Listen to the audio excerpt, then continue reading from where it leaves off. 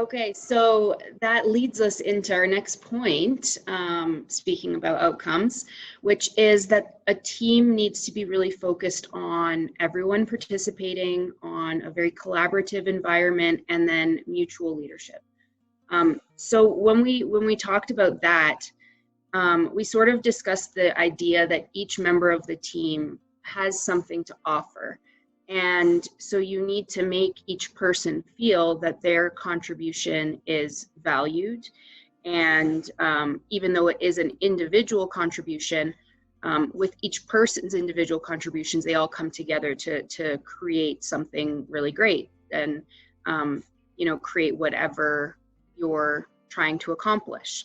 So it's really important that you divide the work up and that you show that everyone is valued and everyone is also equally responsible for the outcome. I find that a lot of the time it really feels like there is pressure on a single person when it comes to certain projects, and that shouldn't be the case. It is a shared effort, and whatever the outcome is, whether it's positive or negative, that should be shared as well, and the responsibility for it should be shared. After all, that is the whole point of a team. So I think that this concept of each person participating, everyone collaborating together, and everyone is responsible for the outcome is really, really key. And when everyone is responsible for the outcome, I think every person feels like a leader in their own way versus some people feeling that they are being led by another. And that makes a difference just for kind of morale and motivation. Yeah, Rachel, you've said so much, and I realize that, your experience in teams is less than mine. But boy, you've said a whole lot there that I have I have lived that, and it's one of the hardest things, because there's also the part from the person who is on the team who always thinks that they are the smartest tool in the shed, right? And if as a team, as a leader of that team, you don't have a way to address that, you've essentially demolished the team structure. And I've seen that happen so much, where this bright spark is so caught up in their own point of view, in their own skills, in their own ability to successfully deliver, that everybody becomes just sort of sitting in the corner and maybe listening in if you're lucky, but more often than not just checking out.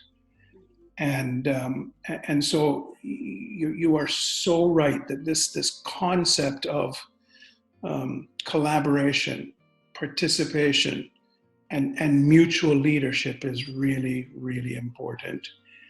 And I've found that sort of evidence that I've described, but I've also found the other piece where the leader, the former leader, doesn't address it, or in fact is part of the problem.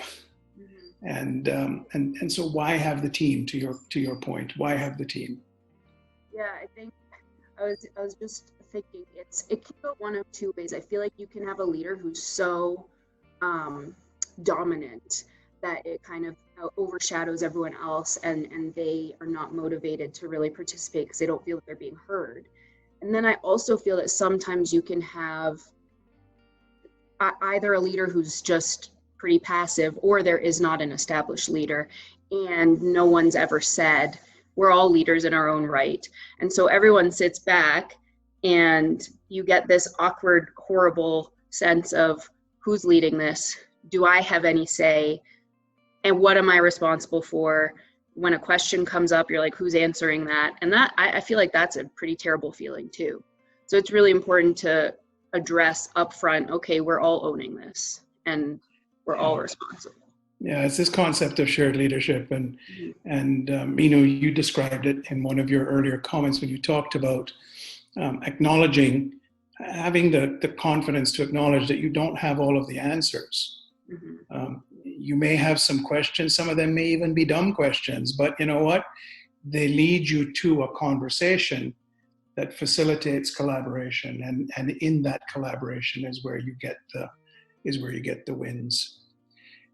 I think the other part of this, and both of you touched on this, is the notion of what are the guardrails, right? Because if you establish those upfront and well, but you establish them as a team, then people know how to operate within that environment, right? And they know what the risk tolerance for the project is. They know what the end goal is. They know what it looks like. And I often, not that it's the right thing, but one of the ways I tried to do this in my own experience was I would have this exercise of close your eyes and visualize what the end goal looks like. My wife Beverly often says, if you can see it, you can deliver it, right? Or you can get there. And it's so right. You got to be able to see it.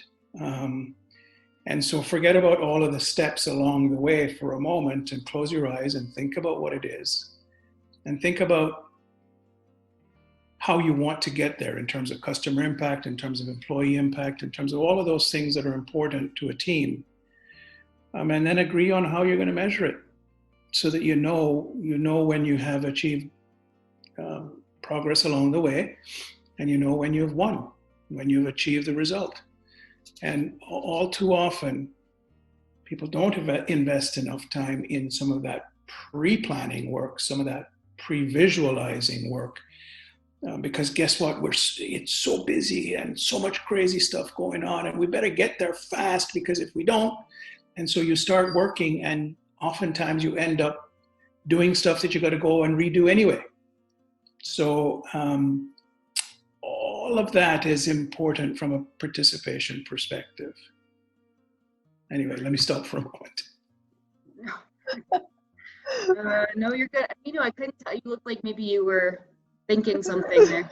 I was thinking a few things. Yeah, I have like a list of things that both of you brought up for me, but I'll just bring up maybe a couple. One is, for me, I often use this in my team coaching and group coaching situations. I use the metaphor of an orchestra. And every member of the orchestra, doesn't matter what instrument they're playing or what the duration of their piece is, they're important. Right? Yeah. And you can't have brilliant jerks in an orchestra. It's doomed. So I've seen a lot of, and I think this also comes to, there's so many intersections here that I can think of. One is, I've seen this happen in teams, especially on the tech side, when they're transitioning to an agile way of working, which calls for collaborative leadership, which calls for mutual and shared leadership that you were talking about. So all of that was coming back to me. When one of the main things in foundational aspects of collaborative leadership is that you check your ego out at the door, and there is trust and there is psychological safety within the team. And the key is that there is no one person knowing all the answers. There is no hero worship, and there is no people sitting on the sidelines. And it's a hard transition, because a lot of teams are used to, what is known as this HIPPO, this acronym, the highest paid person's opinion. And leaders often assume the role of the HIPPO in teams, literally and figuratively, I'm afraid. And I think that I will remember that that term now. I have this visual. Right, and so that can be very detrimental to everything that you're talking about. And the last thing that I'll say is that the multi-generational aspect, that intersectional lens really, there is so much power in it that teams don't really harness it a lot, because different generations have different viewpoints, and all of which are important to really create success, be it for your employees or be it for your clients. And I'm Yeah, going to stop there. yeah. No, it's true. It's true. I mean, Rachel, I'm sure you have some perspective on this, but there's one young man that I still communicate with on an ongoing basis, and we have not worked together for quite a while. And part of the reason why I know that that he continues to reach out is because he has an opinion and he was allowed to express that opinion, and he saw that opinion incorporated in some of what we did, and so he felt value. Yeah. I really like the orchestra example, because I feel like it really helps you picture things and put it in perspective, because it's like, if you're not working together and valuing every opinion, you're playing a solo, man. Like, you're not, there's no orchestra here. So I feel like that one really stuck in my brain. I'm not going to forget that. Yeah, no, it's very true. It's very true. And I think you got to know, you got to be able to hear in that case, or see in the case of a project or a business transformation activity, what the end result is going to look like, right? Yeah. So you got to have the song playing in your head before you even play it. Mm-hmm. You got to have the view of what the organization is going to look like before you start. Yeah. And then you got to align those things, and everybody's got to be playing the same song or seeing the same outcome, and then you can get there. Yep. And the tendency I have found over my career is that one gravitates towards the financial measurements. And I suppose to some degree that's normal, it's necessary, but there's so much more beyond that. And I've always said that you do the right activity and you will get the right result. And the right result may be the financials, it may be customer satisfaction, it may be employee engagement, all of those terms that we hear. But it's the activity that you got to figure out, and it's the activity that you got to measure, in my opinion. And I think if you get those things right, and importantly, you measure them in bite-sized chunks, and you recognize, reward, celebrate in bite-sized chunks, the team always feels the motivation, the encouragement to get to the next step in the journey. But all too often we wait too long. Oftentimes the end big target of financial results, or whatever that is not known to many members on the team. And sometimes you may not be able to articulate those things, but you can articulate the activities that become part of the end goal result, right? So for me, that whole measurement piece, that visualization of the outcome is really critical. Yeah, I think so too, and I think it brings us back to each person's individual contribution to that, and being able to acknowledge, like you said, piece by piece, that people are doing their work and doing it well. And maybe it's not a matter of someone's not doing their work well and so the outcome's not being met. Maybe there's some other element in there, and so it's really important to come back together and review your progress and talk about what could be done differently to achieve the things that you want to achieve. And it's not about holding anyone at fault or blaming any one person. It is about that, again, the accountability of everyone as a team. And like I said, maybe there really isn't anything wrong. There's no failure there, but there is an opportunity to just make a small change or a tweak and grow further. And so I think it's asking every member of the team, what do you think you could do differently? What do you think we could do differently? And what's been going well? I think what's been going well is an important one to acknowledge too. That doesn't get acknowledged a lot. Yeah, it's key, and especially today where things are uncertain and change so fast, and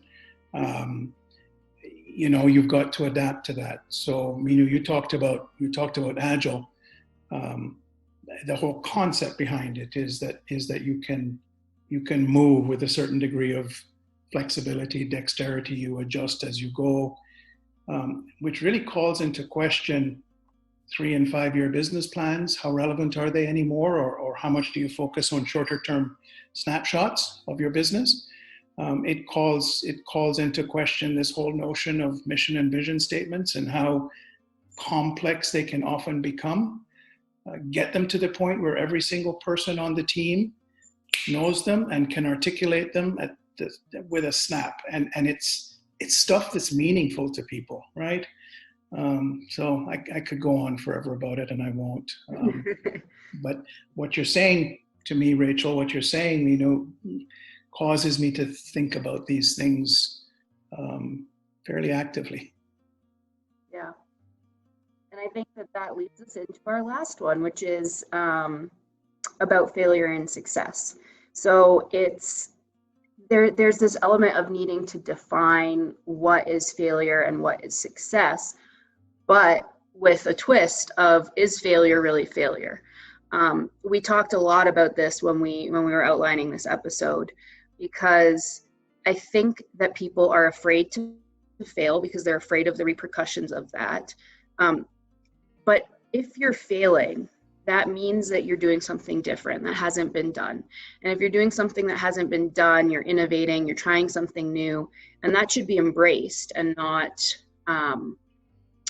something that you're punished for or made to feel badly about. And I was telling my dad when we talked about this, I listened to a podcast, and a guy who's in a leadership position at Google X was talking, and he was saying that he actually rewards teams publicly at meetings for failing, because in his mind, Google is all about innovation, and if they're failing, that means that they've taken a step that someone else has not taken before, and that in itself is rewarded. And so I think that that's a really valuable thing to do, and a really great way to think about it. And if you don't quite go that far, that's fine, but still take failing as an opportunity to learn and a stepping stone versus this huge negative thing. Because if you make your team afraid to fail, then, you've kind of already failed as a team, because they're not gonna move forward and try anything new anymore. Yeah. Amen. That is so important to live what you just described. And it's one thing to say that you will accept failure because you learn from it. Yeah. It's another thing to behave in a way that shows that you really, really mean that. And so you also see those leaders who are very good at rewarding the effort, helping the person learn from the failure. And you see those leaders who are very, very bad at that. And who, instead of talking about the fact that we learned something, here's what we learned, let's move, they talk about the fact that we're failing, and if we don't figure out how we stop this failing right away, we're in serious trouble. And all that does is instill fear and uncertainty and unwillingness to try something new. And in this world where, agile development and agile delivery is such a key part of the success of an organization, you have lots of opportunities to fail fast and move to the next thing, right? And so I agree with you, Rachel. I think that that notion of recognizing it, rewarding it, and importantly, learning from it and telling everybody what was learned from it becomes an important aspect. Going back to the very first episode that we talked about this notion. I talked about this notion. You were strong about micromanagement. I was strong about continuous learning, right? And that is continuous learning. I've learned so much from my own failures and from helping other people understand theirs. And so, okay, what are we going to do different next time, right? And you end up with such a better result as a consequence. Yeah, and I think that as much as this one is one of the most important ones, in my opinion, it's also one of the most difficult ones, because it's not like you start at a job and you become afraid to fail. I think human beings naturally are afraid to fail, like at baseline. I think we're just conditioned that way, and we're really afraid of failing. And so we need someone to help guide us through that process and tell us that it's fine. And maybe that's just me, in my opinion. I know that I am hugely afraid of making mistakes in a professional environment. It's terrifying to me. And so I really need someone to help me understand that that's okay. And that's ingrained in me. That's who I am as a person. But I think that's who a lot of people are. So we really do need that leader who can do it. I think you're right. I think people don't naturally want to be failures or want to see failure in what they do.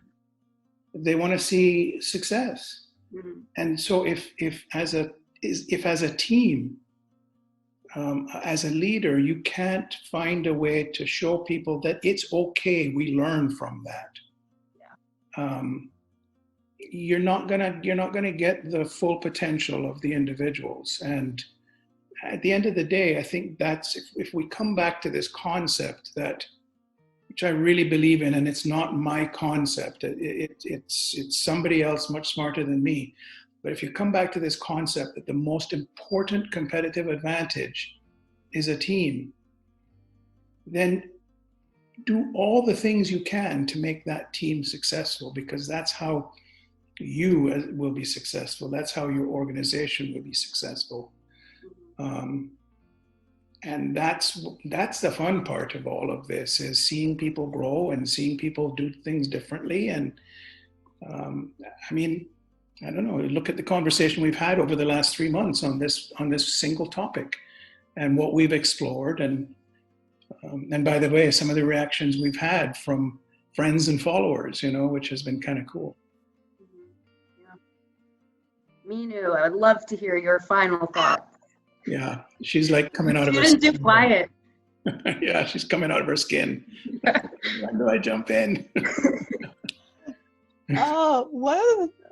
What was emerging for me and what I was thinking about was one of the things we touched upon. Rachael, I think you brought it up in one of the earlier episodes, and that's the focus of the younger generation on doing good, and the focus on the greater good. Mm-hmm. And in all this conversation today, what's emerged for me is that that's such a huge opportunity for businesses, particularly, to harness that energy that the younger generation brings to the table, because the younger generation is so focused on doing good while still doing well. And I think that given the situation that the world is in, the challenges that we are facing, be it climate change, be it the pandemic, those challenges are, everyone in the world is facing them, but the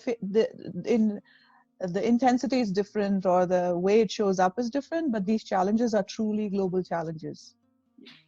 And we have such a huge opportunity in terms of bringing multi-generational teams together, because the older generations have the fortitude, because they've seen and been through some really hard challenges, again, global challenges.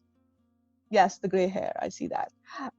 And then there's the experience factor that they bring in, and the wisdom, because it's one thing to have all the knowledge. Wisdom is knowing how and when to apply that knowledge. Mm-hmm. And that, to a large extent, is gained from experience as well.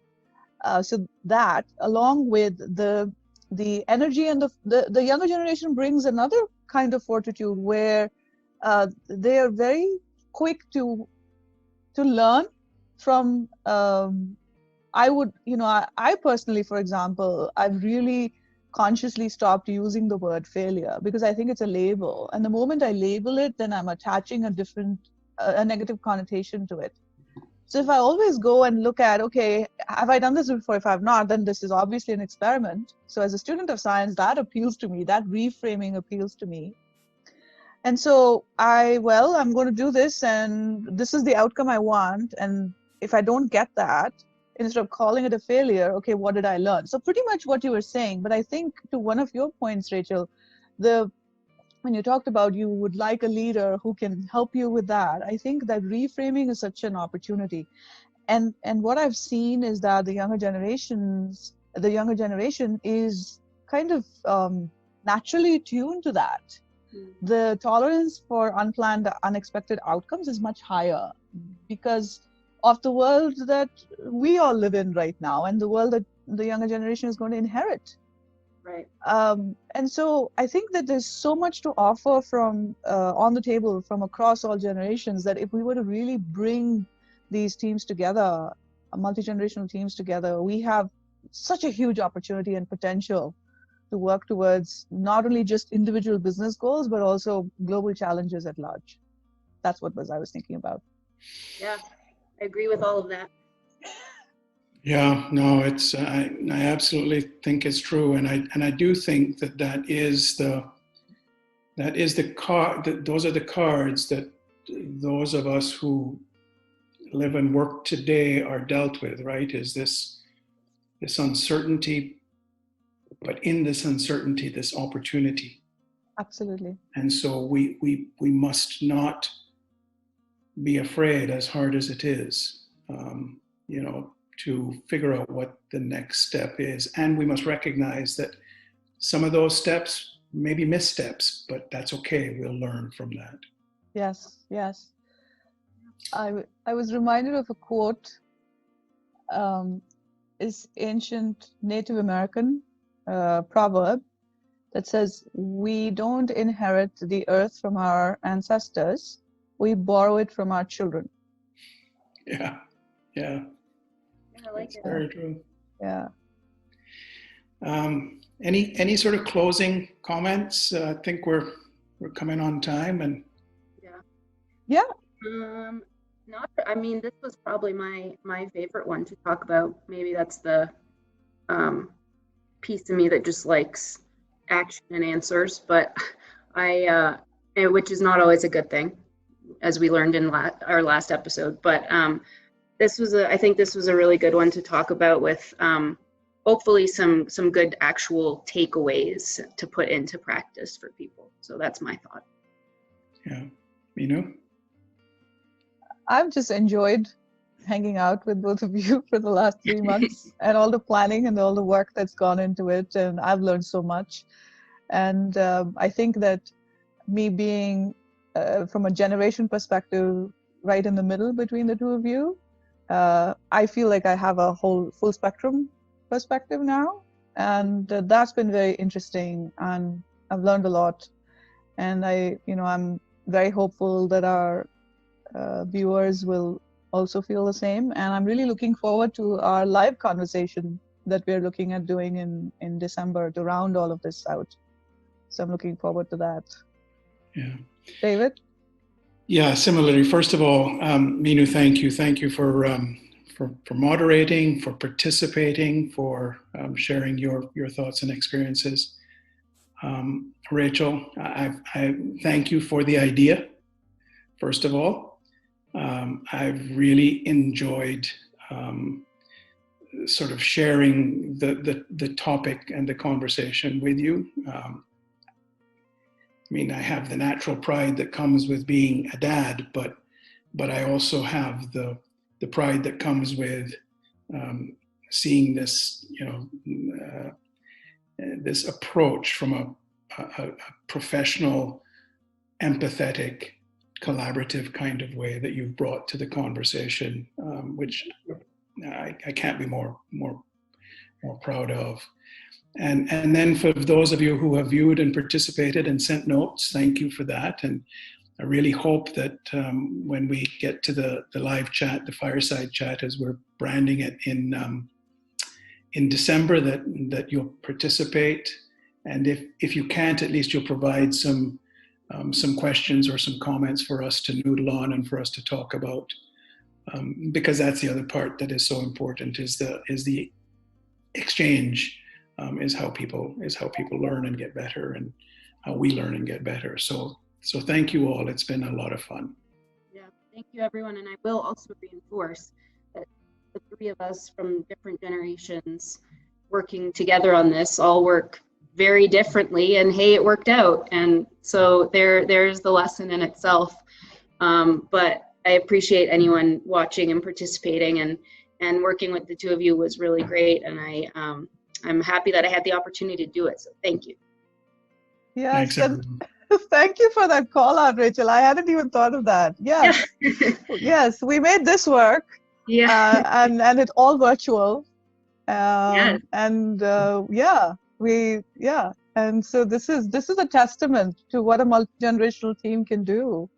Agreed. And yes, so thank you again, everyone, for spending the time with us, and we hope that you'll enjoy this episode and interact with us as you have done in the earlier episodes as well. And we'll keep you posted on the live fireside chat that we're planning for December. And until then, please subscribe to our YouTube channel, North Star Solutions and Services, and that'll also help you get updates on when other such events come up. And look out on LinkedIn for informational posts about this whole conversation series. And that's about it. Reach out to any of us on LinkedIn. We're all on LinkedIn, pretty active. And the website is northstar@work.com, and we have presence on LinkedIn, Twitter, and YouTube. So once again, David and Rachel, this has been such a pleasure. Thank you so much for doing this, and we'll do a live chat in a month's time. Look forward to it. Keep safe, everybody. Stay well. Bye. Yes. Bye-bye. Bye.